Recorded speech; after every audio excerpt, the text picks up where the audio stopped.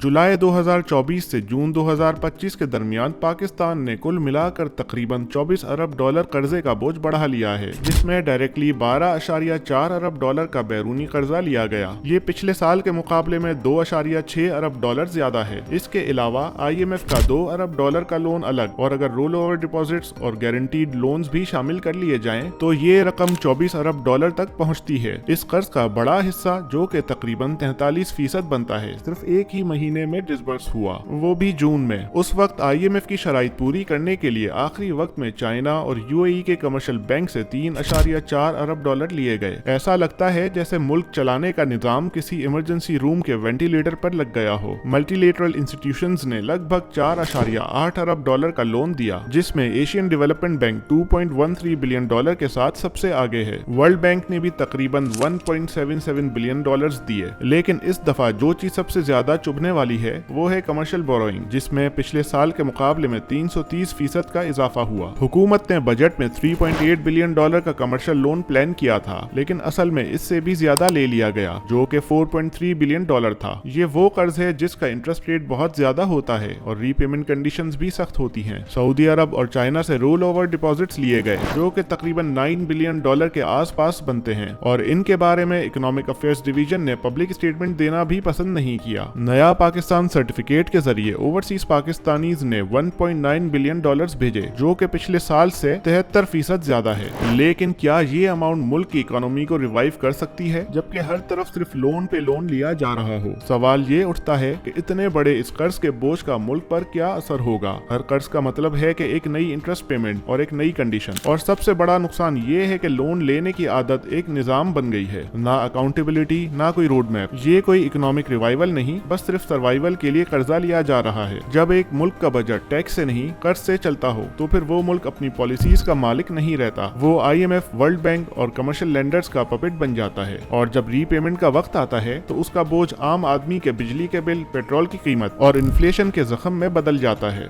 जब तक Pakistan sustainable economic reforms, industrial exports और अपना टैक्स बेस बढ़ाने की तरफ नहीं जाता, तब तक हर नया लोन एक और इकोनॉमिक सुसाइड नोट है।